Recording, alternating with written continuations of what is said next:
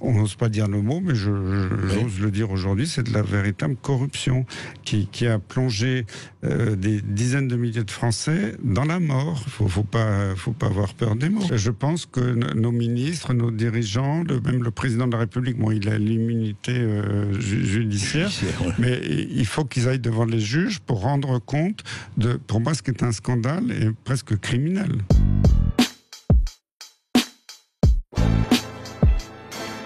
On est dans un délire total avec cette administration surpuissante qui dirige tout. Moi, j'en peux plus. Hein. Honnêtement, c'est la première fois de ma vie que j'ai honte pour notre pays. Moi, quand, vous savez, j'ai fait la pétition avec Philippe Douste-Blazy, que je salue, pour défendre la chloroquine. On a eu plus de 500 000 quand même signataires. Ça n'a pas fait scier le président. Mais le lendemain de notre pétition, Olivier Véran a fait un communiqué officiel pour dire oh ben non, de toute façon tout ça c'est pas prouvé, il faut demander l'avis des sociétés savantes, il faut que tout soit prouvé. Savantes. Et les sociétés savantes, elles sont complètement corrompues. La plupart des sociétés savantes, elles ont des centaines de milliers, voire des millions d'euros sur leur compte en banque. Qui viennent de l'industrie pharmaceutique. Donc là, j'étais totalement scandalisé par ce lien de beaucoup d'experts avec l'industrie pharmaceutique et cette corruption. On n'ose pas dire le mot, mais j'ose le dire aujourd'hui, c'est de la véritable corruption qui a plongé des dizaines de milliers de Français dans la mort. Faut pas avoir peur des mots. Et il faut foutre un coup de pied dans la fourmilière et foutre en l'air tout ce système de décision en matière médicale, avec tous ces journaux médicaux qui sont totalement corrompus, y compris les plus grands. Depuis 20 ans environ, tout est parti aux États-Unis dans ce qu'ils appellent les grandes multinationales. Tout est contrôlé depuis Chicago, New York ou San Francisco, où les filiales françaises sont obligées de s'aligner.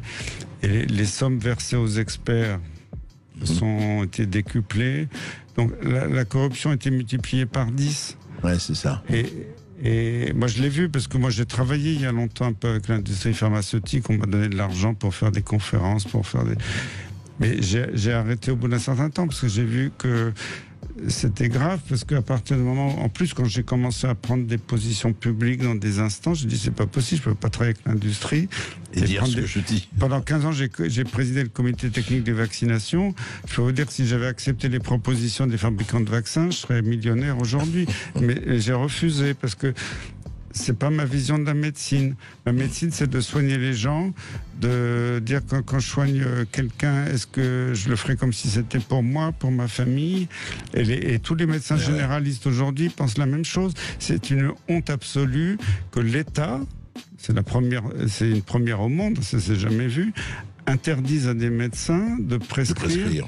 C'est un scandale absolu. Quand on voit que le Conseil national de l'ordre des médecins a pris la suivi et a menacé de radiation des médecins, que la NSM, l'agence du médicament, a commencé à inquiéter des gens, y compris moi, parce que on a reçu dans notre service une lettre de la NSM en disant comment ça se fait que vous ayez guéri des malades, c'est pas du tout normal. Vous n'avez pas guéri selon les règles. On est dans les médecins malgré lui, c'est Diafoirus, voilà, c'est Molière. C'est Molière. J'avais un collègue interne il y a longtemps dans la salle de garde du vieil hôpital Claude Bernard qui avait écrit sur les murs il vaut mieux une bonne autopsie qu'un traitement sans preuve. Bon, c'était de l'humour noir.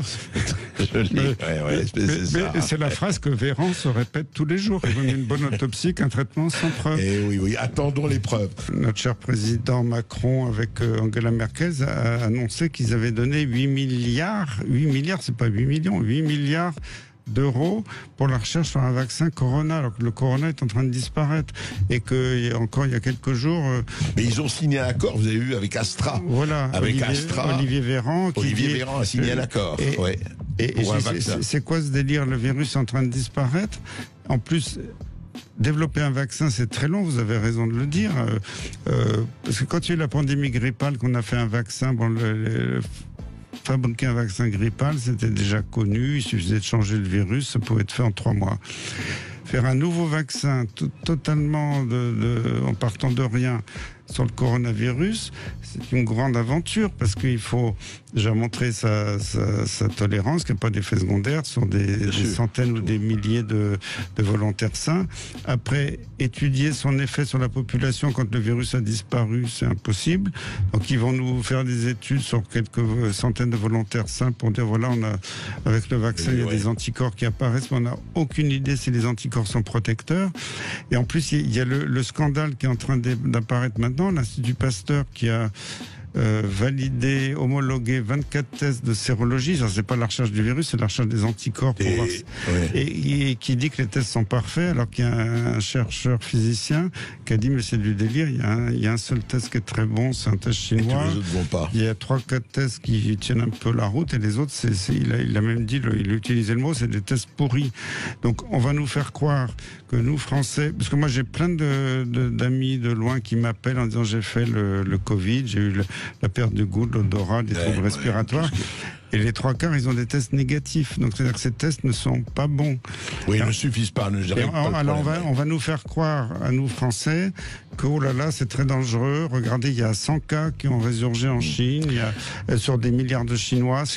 La pandémie revient. Et il faut tous vous vacciner. Et alors que le vaccin n'est même pas développé. Il faut attendre minimum 1 an. Donc, on est dans un délire total. Et on a raconté, non mais c'est toujours pareil, on a dit, donc, on a signé un accord, d'ailleurs, pas seulement la France, l'Angleterre, l'Italie, l'Allemagne, donc 4 pays européens ont signé, et puis évidemment, la fluctuation du cours de la bourse, tout de suite, c'est, voilà. Moi, j'étais très pro-vaccinal, et j'étais vice-président du groupe d'experts à l'OMS pour l'Europe pour les vaccins. Les vaccins sont des médicaments, des structures fantastiques qui ont quand même sauvé des milliards de vies dans le monde de maladies qui étaient terribles. Donc je suis pas contre les vaccins. Maintenant, où je suis d'accord peut-être avec notre éditeur, c'est qu'il y a une dérive, c'est que Bill Gates, moi je l'ai vu parce que je travaillais à l'OMS, Bill Gates maintenant est propriétaire d'une bonne partie de l'OMS. Je peux pas dire le chiffre exact, moi j'avais des copains qui travaillaient à l'OMS qui voulaient... Lui et la Chine, ils sont copropriétaires avec la Chine. Voilà, parce que j'avais des copains français qui voulaient titulariser, l'OMS n'avait plus un rond, les États participants payaient plus, et il m'a montré, un collègue m'a montré sa fiche de paye, c'était la fondation Bill et Melinda Gates.